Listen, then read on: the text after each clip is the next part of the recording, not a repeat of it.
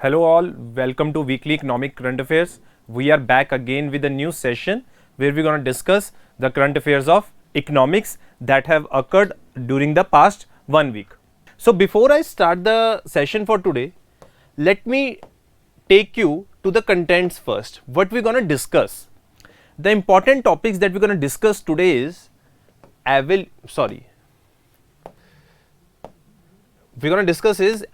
of industrial policy, National Investment and Infrastructure Fund, and what is the maritime sector, what are the various initiatives that are being right now involved in the maritime sector, and what are the challenges. I would like it to be an interactive session. If you have any doubt, you can write in the comment box as well, so that we guys can have a healthy interaction relating to these three topics. So without wasting further time, I am going to start the session for today. तो start करते हैं सबसे पहला topic, that is evolution of industrial sector. Before I went on to state the evolution of industrial sector, let me give you a brief recap of this particular industrial sector of our country. Let me try to give you a recap of this sector or give you an introduction a little bit about this industrial sector. As you must have known that during colonial rule, the policies of British or the East India Company led to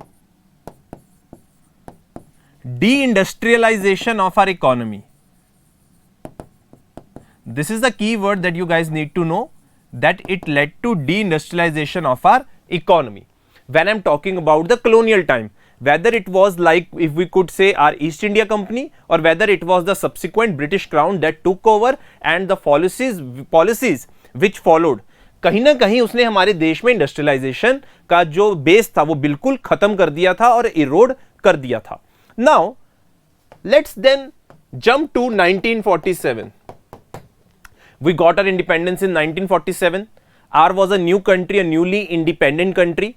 We had to start, let's say we had to now focus on this part as well, क्योंकि जो हमारी D industrialisation हुई थी, हमें क्या करना है, अब इंडस्ट्रियलाइजेशन करनी है.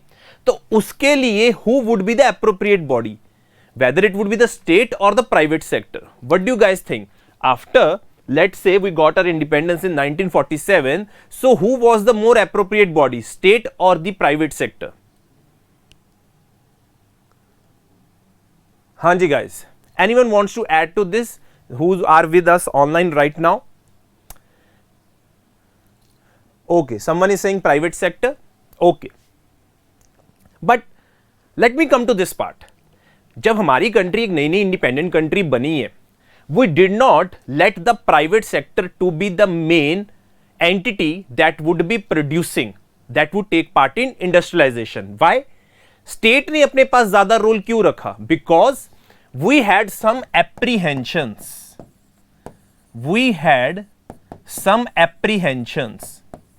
Apprehensions किन चीजों को लेके थे भाई? जो हमें apprehensions थे वो इन चीजों को लेके थे कि जो ईस्ट इंडिया कंपनी थी वो भी तो एक प्राइवेट कंपनी थी, that came here only for the trade, but resultant क्या हुआ? रिजल्ट उसका ये हुआ कि उन्होंने हमें 200 साल तक रूल किया. So this was a big challenge for us. First of all, that the threat of giving the charge to private sector. Second, private sector in our country was not that well equipped, well experienced.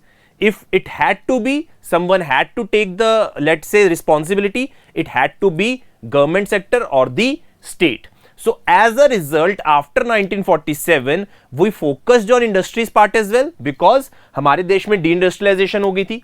Second thing, we thought that we will not give this responsibility to the private sector, but we will take this responsibility in our own hands, that is the government sector. So it was, like we could say, in the industrial policy that came after the independence, it put the focus solely on whom? Solely on the state government. Very few sectors were reserved for the public sector, but उनके लिए भी काफी ज्यादा problems थी अगर उनको कुछ industry setup करनी होती थी. That was only after 1991 that we opted for LPG reforms, that is liberalization, privatization and globalization, when we were finally liberalize our economy, privatize our economy and reduce the role of the state in production of the things. वो हमने 1991 की policy के बाद किया. Clear है guys? So this was a little bit introduction that I wanted to give you regarding to this industrial policy. Now let's try to have a look at it. The quest for industrial development started soon after independence in 1947, जो मैंने अभी discuss किया, right? The industrial policy resolution of 1948. So the first thing that you guys need to know, जो industrial policy सबसे पहले आई है independent India में, it came in the year 1948. First of all, second thing, defined the broad contours of the policy, delineating the role of the state. अब ये चीज बड़ी important है. किसका रोल हाईलाइट किया गया? It was the role of the state that was highlighted in the industrial development. कि सबसे ज्यादा रोल किसका है? इन स्टेट का ही रोल है कि जिनको इंडस्ट्रियल डेवलपमेंट करनी होगी, both as an entrepreneur and as an authority. This was followed by comprehensive enactment of industries development and regulation act, commonly referred to as IDR Act, that provide for the necessary framework for implementing the industrial policy and enable the union government to direct investment into desired channels of industrial activity. और इस चीज को policy को अगर बना है तो उसके लिए एक एक्ट भी लेके आना होगा जहां पे उन्होंने प्लेस कर दी responsibility on the state government. Yes, it is the state government who has the now the responsibility that it has to work as an entrepreneur and as an authority as well to establish the industrial sector in India. Economic reforms initiated since 1991 investigates a significantly bigger role for private initiatives. The policy has been progressively liberalized over the years to at present. Now you know the situation, how our country has now become liberalized. We are going more towards privatization, considering the need of the change that is required in this upcoming age or upcoming modern age. We need to focus more on these parts of liberalization, privatization and globalization that started from the year 1991.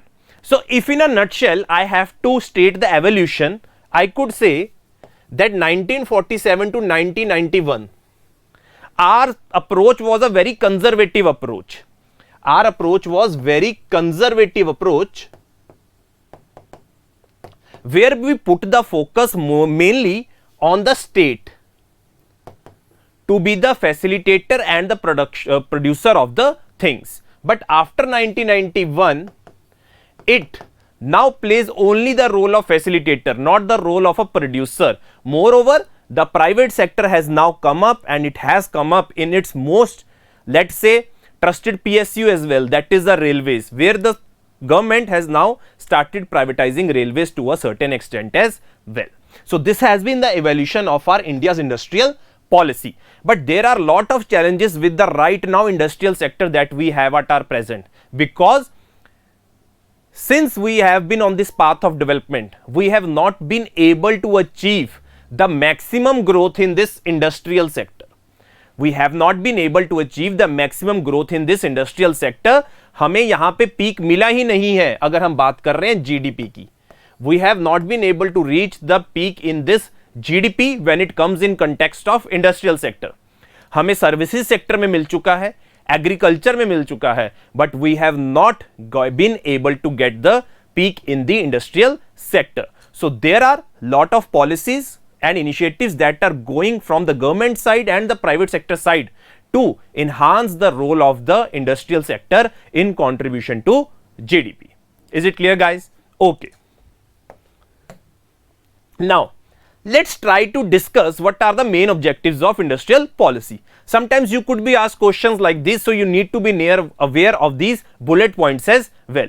Okay, what are the points that we need to take in mind when we are discussing about the industrial policy of the government?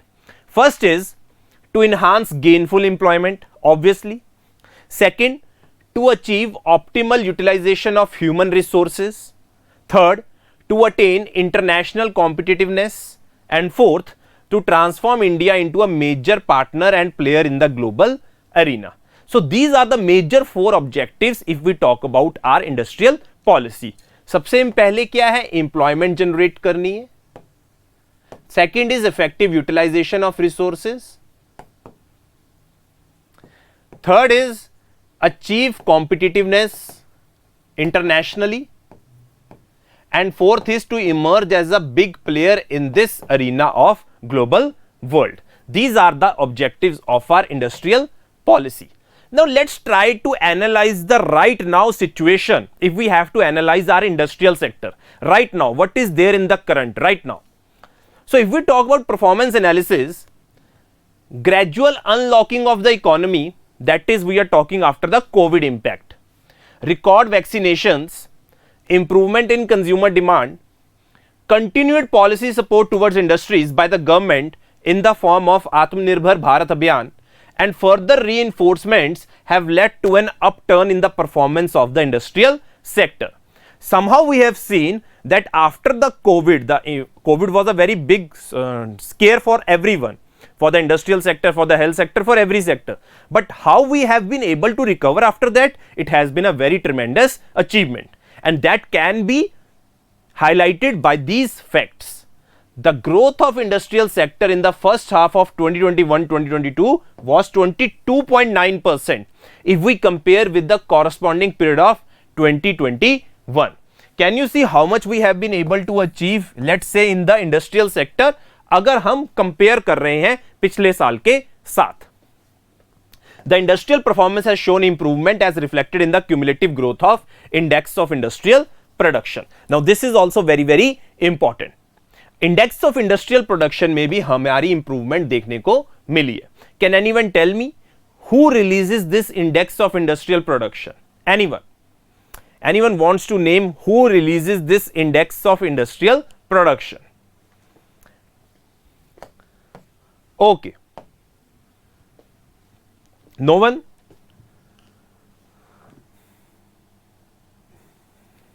Okay guys, now what are the recent initiatives that have been taken by the government to support the industrial sector? Let's try to have a look. Promoting FDI, improving ease of doing business, where we are making a rapid progress as well in the rankings as well.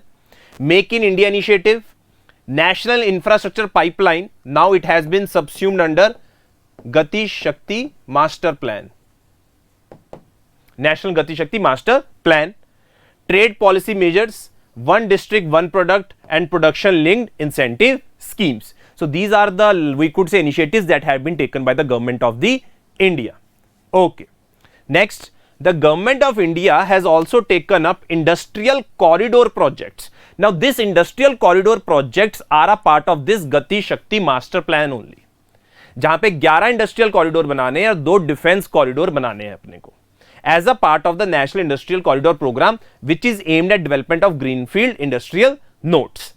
The government developed the PM Gati Shakti National Master Plan that has subsumed this basically national infrastructure pipeline that is trying to create an infrastructure all across the country so that we are able to improve or cut down the logistic cost. एक तो अपनी capacity को increase कर सके infrastructure की, और साथ के साथ अगर हम अपनी लॉजिस्टिक कॉस्ट को भी कम कर पाए तो वो एक सबसे बड़ा एम होगा किसका? National PM Gati Shakti national master plan का, जिसने सबस्यूम कर लिया है ये 110 लाख करोड़ का प्रोजेक्ट बनाया गया था नेशनल इंफ्रास्ट्रक्चर पाइपलाइन को. इसको सबस्यूम किसने कर लिया है? PM Gati Shakti national master plan ने. This is very very important. It was in the news in recently, so this becomes very very important. Clear है guys? Now the next topic of today. So the first topic is done, how we have been able to evolve the industrial policy, what is the recent performance, what are the objectives, and what are the recent initiatives that have been taken by the government of India to promote industrial sector in the country. Now let's try to have a look at the basic thing, that is National Investment and Infrastructure Fund. It has somehow relation to infrastructure only, जो भी हमने discuss किया है. It is an Indian government backed entity established to provide long term capital to country's infrastructure sector. So first of all एक चीज clear हो गई है कि ये जो फंड है क्यों बनाया गया है, ताकि यहां पे हम इन्वेस्टमेंट कर सकें कंट्री के इंफ्रास्ट्रक्चर के अंदर. Budget 2015 set the ball rolling for its creation, and this fund was set up as an alternative investment fund. Very very important. ये जो fund है, it has been created as an alternative investment fund in 2016. पहली बार announce कहां पे हुआ था? पहली बार announce हुआ था ये 2015 में. सीपीआई की बात करें, वो कंज्यूमर प्राइस इंडेक्स है, वो कंज्यूमर के प्राइसेस में चेक कर रहा है कितनी इन्फ्लेशन देखने को मिली है. WPI है wholesale price index. Don't worry. Okay, is this guys clear? So this was the fund that was created in the year 2016, announced in the budget 2015. It is a collaborative investment platform for international and Indian investors. दोनों investors यहां पे participate कर सकते हैं. It invests across infrastructure and growth equity. एक तो ये infrastructure में एक इन्वेस्ट करेगा और दूसरा इन्वेस्टमेंट फंड है ना, कहीं इन्वेस्ट भी करेगा. वो इन्वेस्ट किस में करेगा? ग्रोथ इक्विटी में, जहां पे ज्यादा पैसा इक्विटी में लग रहा है या जिसमें ज्यादा पैसा शेयर्स में लग रहा है, उसे हम क्या कहते हैं? Growth equity. Now, moving forward, let's try to discuss more about this fund. This fund has developed into an internationally credible and commercially viable investment platform backed by several highly respected global and domestic investors who have invested alongside Government of India in NIIF funds. इसका पहला bilateral fund, very very important, NIIF national investment and infrastructure fund का जो पहला bilateral fund है, that is India Japan fund, which has contribution from government of India, has been proposed through an MOU between national investment and infrastructure fund limited and Japan bank for international development. Now this them becomes very very important. अब ये चीज बड़ी important बन जाती है क्योंकि पहला एक बायलेटरल फंड घोषित किया है recently, that is India Japan fund under this national investment and infrastructure fund. Now this thing becomes very very important. और ये किसके बीच में साइन हुआ है?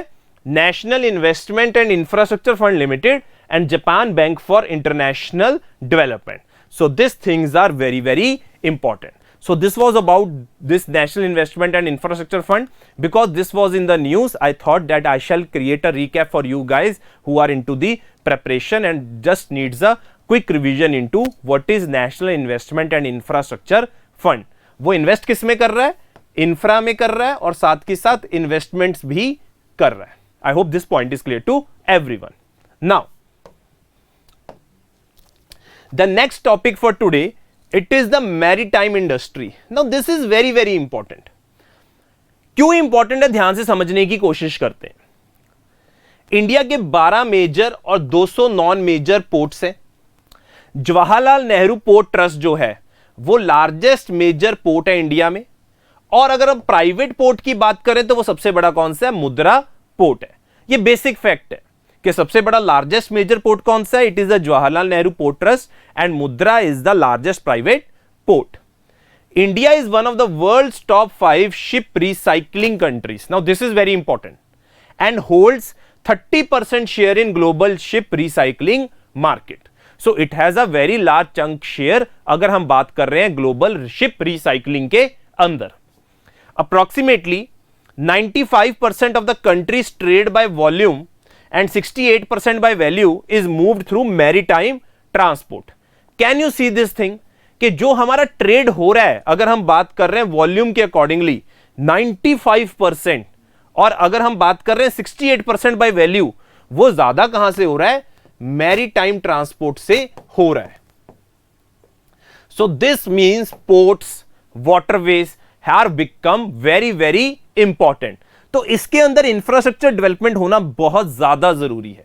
It is very very important that we have the required infrastructure in these particular maritime sector, because इसका जो weightage है, अगर हम वॉल्यूम की बात कर रहे हैं ट्रेड के, तो 95% है बाय वॉल्यूम और 68% है by value.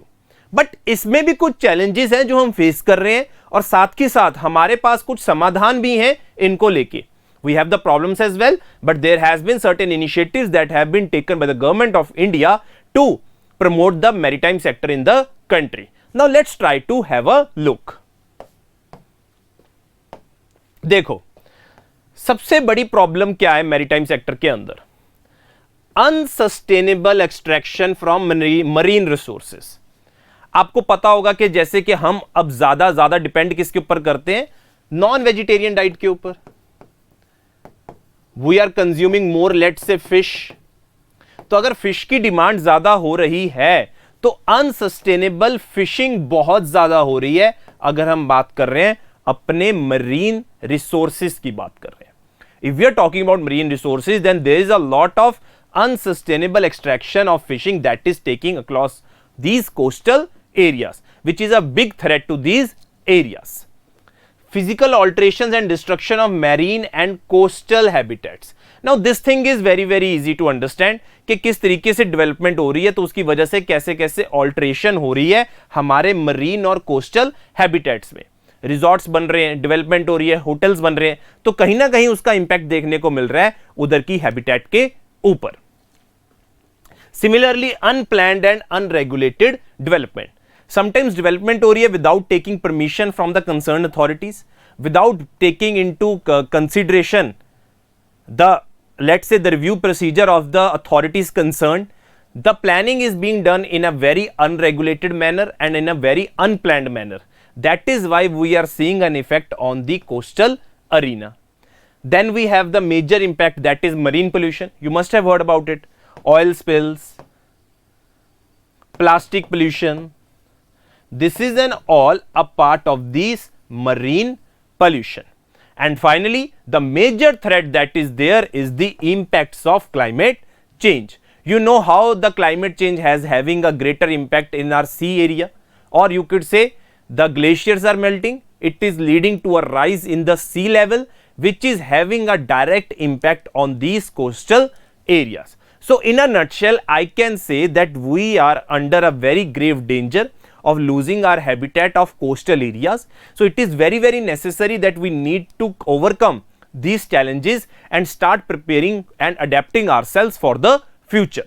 Now, what are the various initiatives that have been taken by the government of India? Let's have a look. See, Ministry of Ports, Shipping and Waterways is working diligently to develop the maritime sector as a goal of Maritime India Vision 2030. इसको भी हम discuss करेंगे कि क्या है Maritime India Vision 2030. Then we have the project of Sagarmala project, where it is about increasing the cargo handling capacity of the ports. See, this is a Sagarmala project which is related to, किसके related है सागरमाला? इन port से related है। जब हमने आपने एक सुना होगा Bharatmala, that is related to road infrastructure. It is related to road infrastructure. So these are the initiatives that have been taken by the government of India in order to increase the potential of the maritime sector.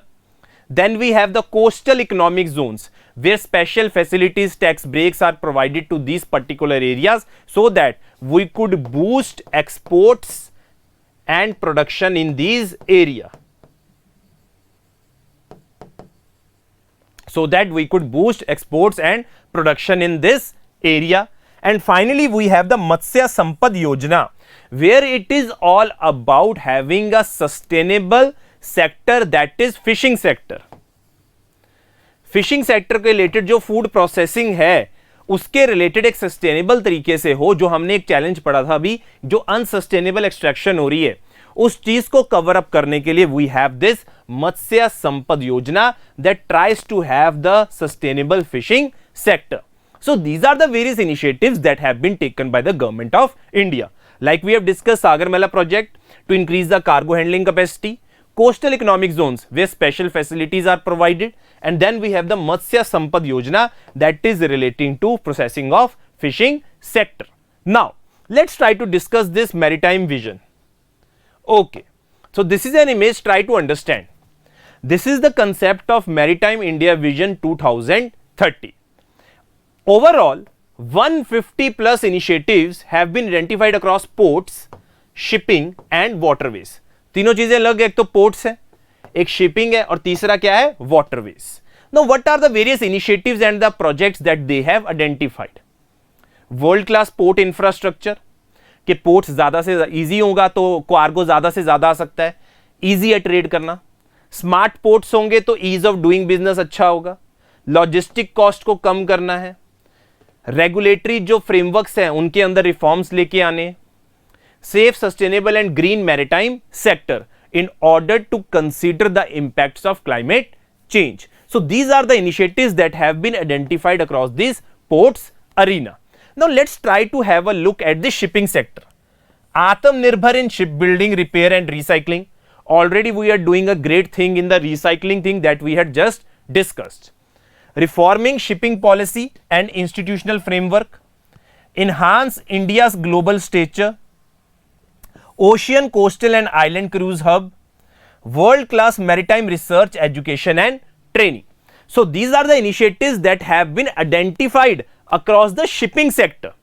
जो shipping sector के अंदर identify किए गए हैं कि reforms लेके आने, regulatory framework के अंदर, वर्ल्ड क्लास इंफ्रास्ट्रक्चर के अंदर इंडिया को एज अ मेजर पावर लेके आना in terms of shipping. And finally we have the waterways, that is cargo movement को प्रमोट करना है. That is having a regional connectivity, coastal integration, multimodality. Then we could promote river cruise tourism that is there in lot of the states in India as well, but it is quite popular in the foreign countries, or we can say in the, let's say, developed countries where there is the very good tourism that comes from this river cruise. And finally we have this urban water transport in order to reduce the time, or we could say cut down the logistics. So these are the various initiatives that have been identified across these three sectors: port, shipping and waterways, and it is a part of our Maritime India Vision 2030. Clear guys? Now if you have any doubt you can ask me. I would be happy to answer your doubts, but this is it for today's session, that we have discussed these three topics: evolution of industrial sector, maritime sector and National Investment and Infrastructure Fund. If you have any doubt you can ask me. See, prelims booster जिसका question था वो बहुत ज़्यादा helpful है. You can, if you are preparing for let's say any competitive exam and you are making notes, you can add those notes in your prelims booster, और prelim boosters में जो content है आप अपने नोट्स के अंदर डाल सकते हो. I hope this would suffice your purpose. Vaibhav, हाँ जी, anyone else has any question, so that if there is no question I would end the session then.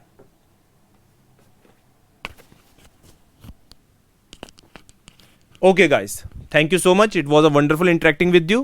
See you next week for the economics part. Thank you.